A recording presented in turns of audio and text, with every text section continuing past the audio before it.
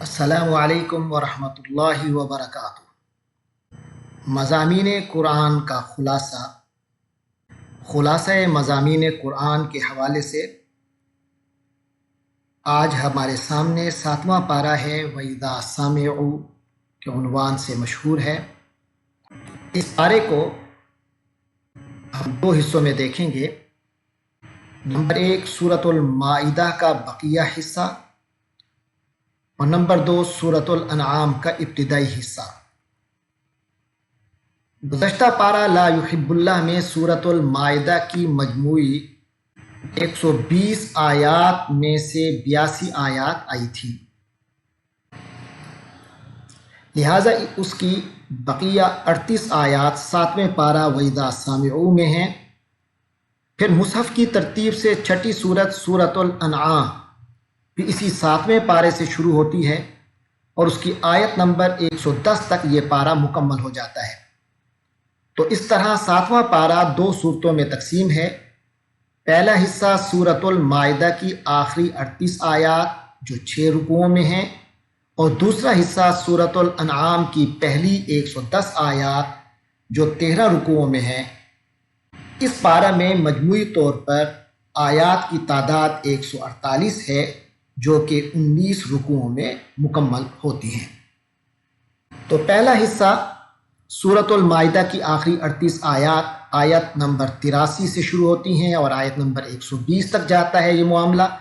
اس حصے میں 5 نمایاں نکات ہمارے سامنے آتے ہیں۔ نمبر 1 گزشتہ سورت کے آخری مضمون جس میں نصارہ کی مذمت ہو رہی تھی، تو اس کے آخر میں نصارہ کے ایک گروہ کے لیے کچھ تعریفی کلمات آئے تھے۔ انہی کی کچھ تعریف کا جو پہلو ہے وہ سامنے آ رہا ہے۔ دوسرا موضوع جو ہے وہ حلال و حرام کے چند مسائل ہیں۔ تیسرے نمبر پر قسموں کی حفاظت کا حکم ہے اور ان کے کفارے کا بیان ہے۔ چوتھے نمبر پہ وصیت کا حکم ہے اور اس حوالے سے کچھ رہنمائی ہے۔ اور 5ویں نمبر پر اس صورت کا جو اختتام ہو رہا ہے وہ قیامت کے دن کی منظر کشی اور اس ضمن میں حضرت عیسیٰ علیہ السلام کا خصوصی تذکرہ ہے۔ تو اس کا جو پہلا موضوع ہے یعنی گزشتہ سورت کے آخری مضمون نصارہ کی مذمت کے بعد ان کے ایک گروہ کی تعریف۔ گزشتہ پارے کے اختتام میں نصارہ کے ایک مخصوص گروہ کا ذکر تھا جو حضرت عیسیٰ علیہ السلام کی تعلیمات کا پابند تھا اور ان کی طبیعتوں میں نرمی پائی جاتی تھی۔ لہٰذا اس پارے کے شروع میں ملک حبشہ کے بعض عیسائی راہبوں کے ایک واقعے کی طرف اشارہ کرتے ہوئے بتایا گیا ہے کہ نصارہ کا ایک گروہ وہ بھی ہے جو منصف مزاج اور معتدل ہے کہ جب ان کے سامنے قرآن پاک کی تلاوت کی جاتی ہے تو ان کی آنکھیں آنسوؤں سے تر ہو جاتی ہیں اور وہ ایمان قبول کر لیتے ہیں۔ پھر آیت نمبر 87 سے حلال و حرام کے چند مسائل شروع ہوتے ہیں اور پھر اسی تسلسل میں شراب اور جوے کا حکم بھی آتا ہے۔ تو حلال و حرام کے تعین کا تمام اختیار اللہ کے پاس ہے، لہٰذا کسی حلال چیز کو اپنے لیے حرام ٹھہرا لینے سے مومنین کو منع کیا گیا ہے اور اسے حد سے تجاوز قرار دیا گیا ہے۔ اس حوالے سے خاص طور پر ان 4 قسم کے جانوروں کا بھی یہاں ذکر آتا ہے، ان کا نام لے کر جن کو مشرکین نے حرام قرار دیا ہوا تھا۔ وہ جو 4 خصوصی جانور ہیں بحیرہ، سائبہ، وسیلہ اور حام، اس نام سے انہوں نے کچھ جانوروں کو حرام قرار دیا ہوا تھا۔ یہ ان کی منمانی تعویلیں تھیں جس کا کوئی اللہ کی کتاب میں اللہ کے کسی نبی کے ذریعے سے اس کا کوئی ثبوت نہیں ہے۔ اس کے علاوہ پھر آیت 90 میں شراب، جوا، بت اور پانسے کے تیروں کو ناجائز قرار دیا گیا۔ اسی طرح حالت احرام میں تری کے شکار کی اجازت دی گئی جبکہ خشکی کے جانور کے شکار سے روک دیا گیا۔ اسی حلال و حرام کے چند مسائل کے ضمن میں قسموں کی حفاظت کا حکم آیا اور ان کے کفارے کا بیان ہوا۔ آیت نمبر 89 میں اللہ تبارک و تعالی نے یہ بات واضح فرمائی۔ اسی میں ہی وصیت کا حکم اور اس کے حوالے سے ہدایات ہیں۔ اس حوالے سے 3 آیات، آیت نمبر 106، 107 اور 108 ہماری رہنمائی کرتی ہیں ان میں وصیت کا حکم آیا ہے۔ فرمایا یا ایھا الذین آمنوا شہادۃ بینکم اذا حضر احدکم الموت حین الوصیۃ اثنان ذوا عدل منکم او آخران من غیرکم ان انتم ضربتم فی الارض فاصابتکم مصیبۃ الموت۔ تو وصیت کے حوالے سے کہ جب موت کی کیفیت محسوس کرو تو وصیت کرو، اور پھر اس حوالے سے مختلف احوال میں کیا طریقہ کار اختیار کیا جائے، ان 3 آیات میں اس سلسلے میں ہدایات آئی ہیں۔ تو جب موت کی کیفیت محسوس ہو تو وصیت کرو، اور پھر اس کے بعد نیا موضوع شروع ہوتا ہے، 5واں موضوع قیامت کے دن کی منظر کشی ہے، اور اس ضمن میں اللہ تبارک و تعالی جو منظر پیش کر رہے ہیں وہ یہ ہے کہ اللہ تبارک و تعالی تمام رسولوں کو جمع فرمائیں گے اور ان سے یہ جواب لیا جائے گا کہ ان کو اپنی قوم میں جب انہوں نے تبلیغ فرمائی تو ان کو کیا رسپانس ملا۔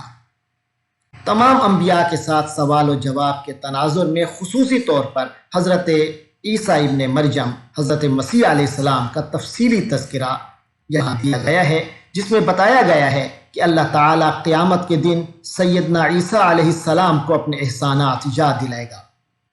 انہی احسانات میں مائدہ والا قصہ بھی ہے، جس کی بنیاد پر اس سورت کا نام سورۃ المائدہ ہے۔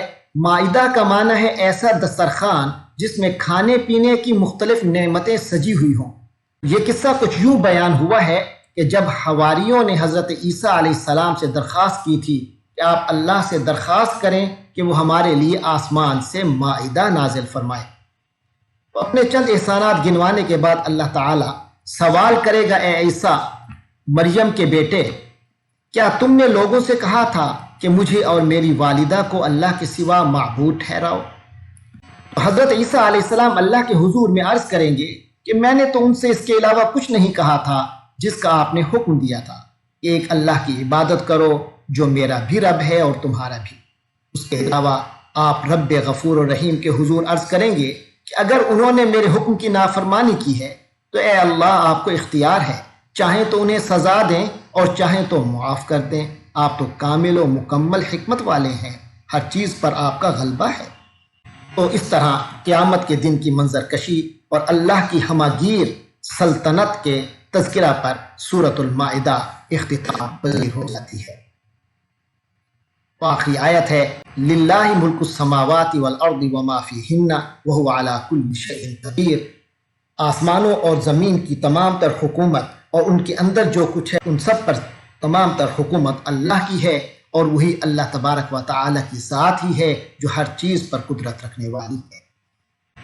اس کے بعد دوسرا حصہ سورۃ الانعام کی ابتدائی 110 آیات پر مشتمل شروع ہوتا ہے۔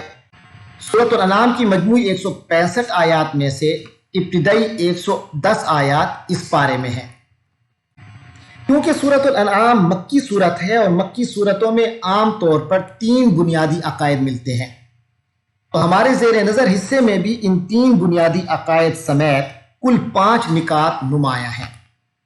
پہلے تو 3 عقائد ہیں، توحید، نمبر 2 وحی و نبوت، نمبر 3 آخرت، نمبر 4 ہم خاص طور پہ دیکھتے ہیں حضرت ابراہیم علیہ السلام کا مخصوص خصوصی حوالہ آتا ہے، اور 5ویں نمبر پر حقیقت کے طلبگار اور باطل پر اڑنے والوں میں ایک فرق واضح کیا گیا ہے۔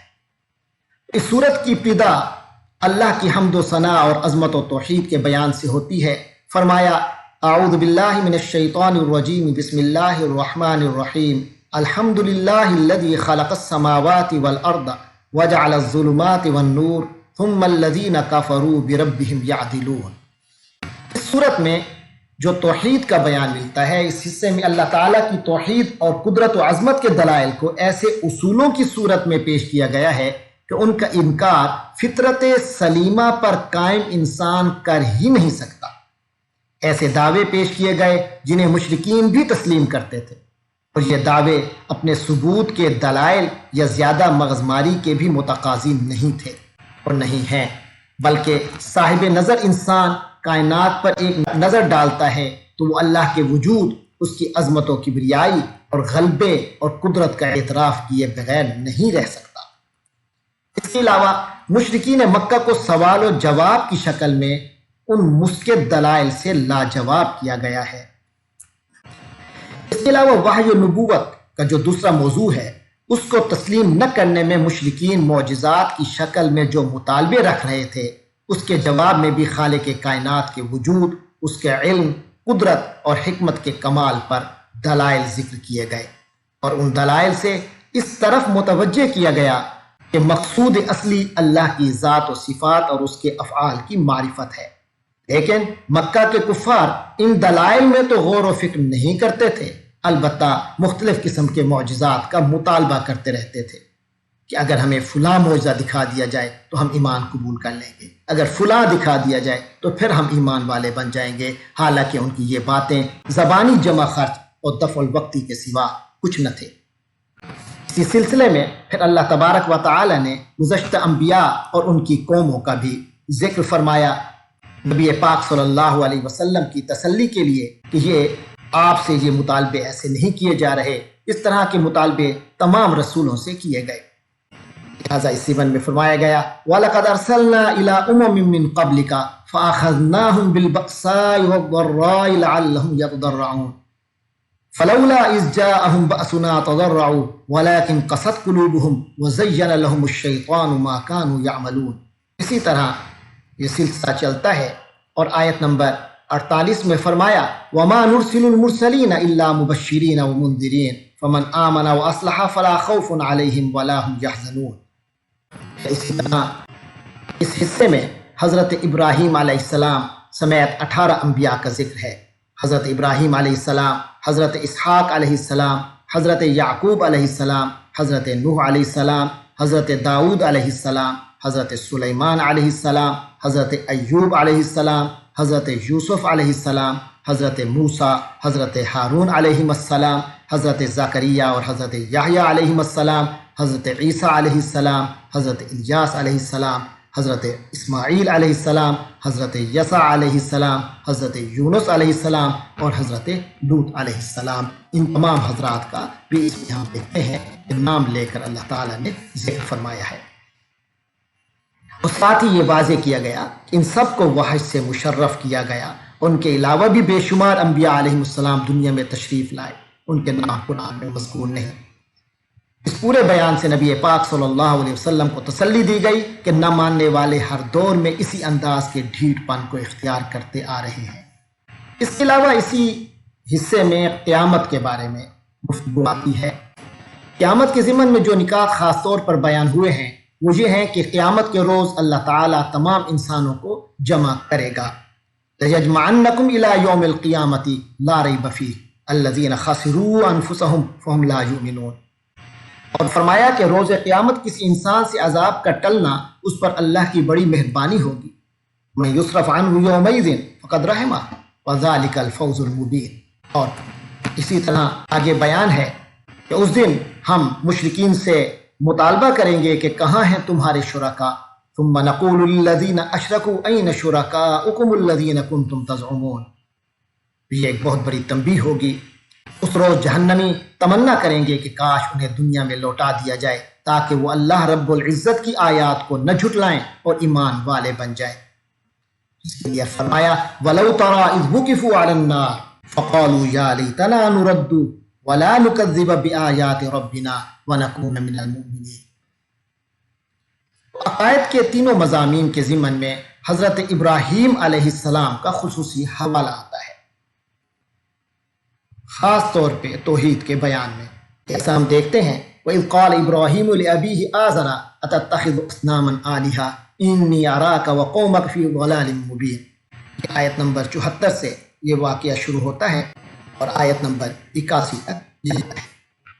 تو یہ تینوں مضامین توحید، رسالت اور قیامت زیر نظر حصہ میں عدل بدل کر مختلف انداز اور اسلوب سے چلتے جاتے ہیں، یہاں تک کہ بات ملت توحید کے مقتدا ابو الانبیاء حضرت ابراہیم علیہ السلام تک جا پہنچتی ہے، جو شرک میں ڈوبی ہوئی دنیا میں روشن مینار تھے۔ انہوں نے جب سورج، چاند، ستاروں اور ہاتھوں سے بنائے گئے بتوں کو معبود تسلیم کرنے سے انکار کر دیا اور رب واحد کی کبریائی پر ایمان کا اعلان کیا تو انہیں سب سے پہلے اپنے والد ہی کی مخالفت کا سامنا کرنا پڑا۔ مگر انہوں نے اس مخالفت کی کوئی پرواہ نہ کی اور توحید پر نہ صرف خود قائم رہے بلکہ اس کی طرف دعوت کا سلسلہ بھی جاری رکھا اور پوری قوم سے ٹکرا گئے۔ اور ان کے تمام تر ڈرانے کے جواب میں کیا فرمایا، اس کو اللہ تعالیٰ کچھ یوں بیان فرماتے ہیں۔ آیت نمبر 80 میں ہے کہ وَحَاجَهُ قَوْمُهُ، حضرت ابراہیم علیہ السلام سے ان کی قوم جو ہے وہ حجت بازی کرنے لگی، بحث کرنے لگی، ان سے ٹکرانے لگی۔ قَالَ أَتُحَاجُّونِي فِي اللَّهِ، تو آپ نے فرمایا کیا تم اللہ کے بارے میں مجھ سے بحث و مباحثہ کرتے ہو، وَقَدْ هَدَانِي، جبکہ اللہ نے مجھے ہدایت دے دی ہے، وَلَا أَخَافُ مَا تُشْرِكُونَ بِهِ، اور یہ جو تم مجھے ڈراتے پھر رہے ہو اپنے ان شریکوں کے حوالے سے کہ میرا کوئی نقصان کر دیں گے، وَلَا أَخَافُ مَا تُشْرِكُونَ بِهِ، جن کا تم شرک کرتے ہو میں ان سے نہیں ڈرتا، إِلَّا أَن يَشَاءَ رَبِّي شَيْئًا، جو میرا فائدہ ہوگا جو میرا نقصان ہوگا وہ میرے رب کے اختیار میں ہے، تو وہ جو چاہے گا وہ ہوگا، اس کے علاوہ کوئی کچھ نہیں کر سکتا۔ وَاسِعَ رَبِّي كُلَّ شَيْءٍ عِلْمًا، اور میرے رب کا علم ہر چیز پر وسیع ہے۔ أَفَلَا تَتَذَكَّرُونَ، کیا تم لوگ سمجھتے نہیں ہو؟ وَكَيْفَ أَخَافُ مَا أَشْرَكْتُمْ، اور کیسے میں ڈر سکتا ہوں ان چیزوں سے جن کو تم شریک کرتے ہو۔ وَلَا تَخَافُونَ، اور تم نہیں ڈرتے، أَنَّكُمْ أَشْرَكْتُمْ بِاللَّهِ، کہ تم اللہ کے ساتھ شرک کر رہے ہو، مَا لَمْ يُنَزِّلْ بِهِ عَلَيْكُمْ سُلْطَانًا، ایسا شرک کر رہے ہو جس کے بارے میں کوئی دلیل موجود نہیں ہے، کوئی دلیل نازل نہیں کی اللہ نے، کوئی حجت اللہ نے اس سلسلے میں نازل نہیں کی، تم ان کی عبادت کر رہے ہو۔ فَأَيُّ الْفَرِيقَيْنِ أَحَقُّ بِالْأَمْنِ، تو بتاؤ پھر امن کا، بے خوفی کا زیادہ حقدار کون ہے تم میں اور مجھ میں، ان کنتم تعلمون، اگر واقعتاً تم علم رکھتے ہو۔ اس کے بارے میں اللہ تعالیٰ فرماتے ہیں وَتِلْكَ حُجَّتُنَا آتَيْنَاهَا إِبْرَاهِيمَ عَلَىٰ قَوْمِهِ نَرْفَعُ دَرَجَاتٍ مَّن نَّشَاءُ إِنَّ رَبَّكَ حَكِيمٌ عَلِيمٌ۔ پھر اس طرح پانچواں اور آخری موضوع ہم دیکھتے ہیں، اس صورت میں حقیقت کے طلبگار اور باتیں پارے رہنے والوں کے درمیان نظر کا فرق بھی سامنے آتا ہے کہ صاحب طلب معجزہ کا مطالبہ نہیں کرتا، سچی طلب کا جو حامل شخص ہے وہ معجزوں کا مطالبہ نہیں کرتا، وہ تو جدھر نظر اٹھاتا ہے اللہ کے وجود اور قدرت کا مشاہدہ کرتا ہے، جبکہ انہی آیات قدرت کی طرف کافر بھی نظر ڈالتا ہے مگر وہ اپنی فطرت مسخ کرنے کی وجہ سے مظاہر قدرت کے مشاہدے سے رب علیم و قدیر کی ذات کی پہچان نہیں کر پاتا، اسے پوری کائنات مادی اسباب میں جکڑی ہوئی دکھائی دیتی ہے، جبکہ مومن کو ہر چیز ہر مرحلے میں قدرت کی کار فرمائی نظر آتی ہے اور وہ بے ساختہ پکار اٹھتا ہے۔ سبحان اللہ۔ اللہ تبارک و تعالیٰ سے دعا ہے کہ وہ ہمیں قرآن مجید پڑھنے، سمجھنے اور عمل کرنے کی توفیق عطا فرمائے اور ہمیں ان لوگوں میں بنائے جو حقیقت کے طلبگار ہیں، ایمان کے حقیقی طلبگار ہیں۔ وآخر دعوانا الحمدللہ رب العالمین۔